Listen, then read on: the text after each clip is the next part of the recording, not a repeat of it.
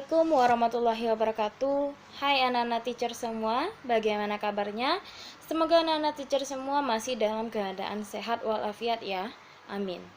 Oke, kembali lagi dengan teacher Leni Yolanda atau biasa dipanggil teacher Leni, mengampu mata pelajaran bahasa Indonesia. Nah, hari ini teacher akan lanjutkan materi kita sebelumnya, yaitu masih membahas mengenai teks editorial.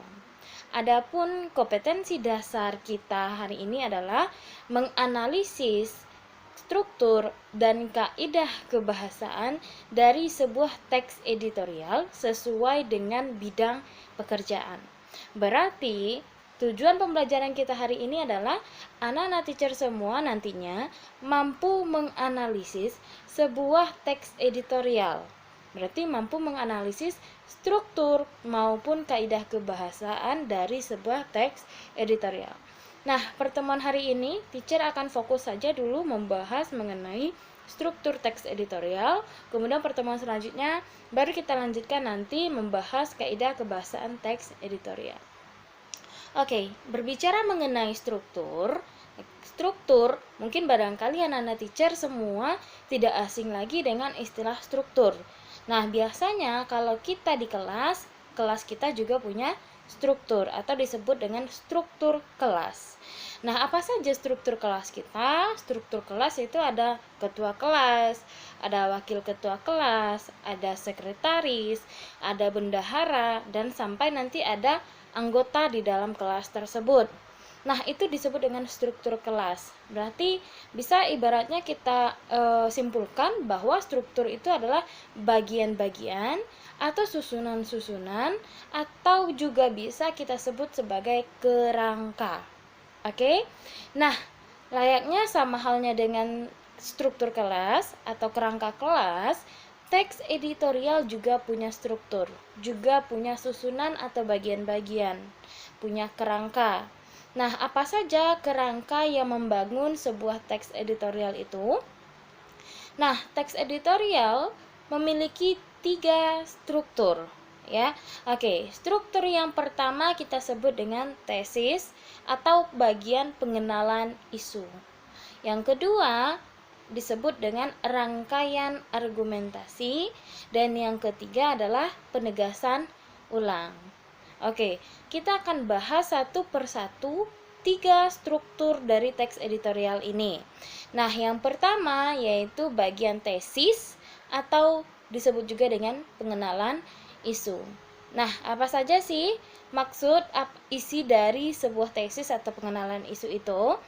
Tesis atau pengenalan isu merupakan bagian pendahuluan dari sebuah teks editorial berupa pendapat dan gambaran umum mengenai isu yang dibahas, dan di dalamnya juga terdapat pandangan penulis mengenai isu yang dibahas. Nah, maksudnya adalah bagian tesis atau bagian pengenalan isu ini biasanya di dalam sebuah teks editorial dia berada pada paragraf pertama atau di bagian awal dari sebuah teks editorial. Nah, ciri dari tesis atau pengenalan isu ini dia berisi gambaran secara umum mengenai isu yang akan kita bahas lanjut di rangkaian argumentasi. Nah, bagian tesis atau pengenalan isu ini juga berisi pendapat atau pandangan si penulis secara umum mengenai isu yang dibahas. Atau bisa kita simpulkan bahwa tesis atau pengenalan isu ini berisi memperkenalkan kepada pembaca mengenai isu atau topik yang akan dibahas oleh si penulis. Oke, nah berarti di bagian tesis atau pengenalan isu belum terdapat di dalamnya fakta atau data sebagai bukti pendukung pendapat penulis. Juga belum terdapat pendapat-pendapat para ahli, ya.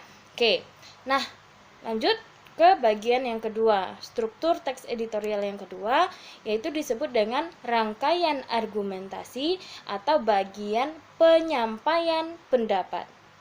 Oke, bagian rangkaian argumentasi atau penyampaian pendapat merupakan bagian yang berisi pembahasan mengenai isu yang dibahas secara mendetail dan di dalamnya terdapat rangkaian argumen penulis atau pendapat ahli berupa argumen yang logis maupun data faktual maupun aktual yang berfungsi untuk memperkuat argumen penulis.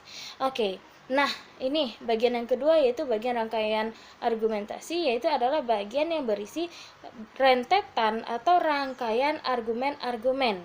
Nah, bisa itu argumen si penulis sendiri, bisa itu nanti juga argumen para ahli, ya. Nah, fungsinya apa? Fungsinya untuk mendukung pendapat penulis yang ada di paragraf pertama tadi atau yang ada pada bagian tesis tadi. Nah, ibaratnya bagian rangkaian argumentasi ini adalah bagian yang berisi rentetan bukti. Bisa bukti itu berupa pendapat ahli, bisa bukti itu berupa fakta, bisa juga bukti itu berupa data. Nah, semua itu berada pada bagian rangkaian argumentasi. Oke, nah yang terakhir, struktur yang terakhir adalah disebut dengan penegasan ulang. Oke, merupakan saran atau rekomendasi atau kesimpulan hingga harapan yang berkaitan dengan solusi ataupun sekedar prediksi ke depan mengenai isu yang dikomentari. Nah, penegasan ulang itu berisi sebuah saran atau rekomendasi dari si penulis atau kesimpulannya mengenai yang dibahas si penulis atau bahkan harapan si penulis mengenai isu yang dibahasnya itu, ya. Oke. Nah, jadi bagian penegasan ulang ini, ingat, penegasan ulang harus membahas topik yang sama yang ada pada bagian tesis. Oke, karena bagian penegasan ulang itu kaitannya erat dengan tesis. Karena dia akan mengulang kembali apa yang ada di tesis, kemudian ditambahkan nanti dengan barangkali harapan, solusi, atau rekomendasi dari si penulis. Oke. Nah, jadi untuk teks editorial strukturnya ada 3. Yang pertama itu adalah tesis, ya, pengenalan isu. Yang kedua adalah rangkaian argumentasi atau bagian yang menyampaikan pendapat.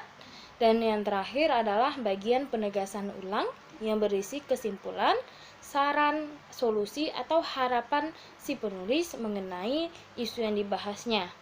Oke, nah contoh untuk teks editorial lengkap beserta struktur boleh dilihat setelah ini.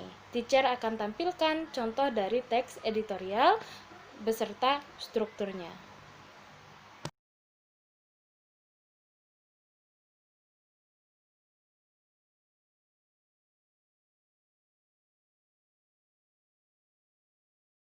Oke, cukup dulu sampai di sini penjelasan teacher berkaitan struktur teks editorial. Semoga anak-anak teacher semua paham dengan penjelasan teacher. Teacher akhiri, Assalamualaikum warahmatullahi wabarakatuh. Sampai jumpa.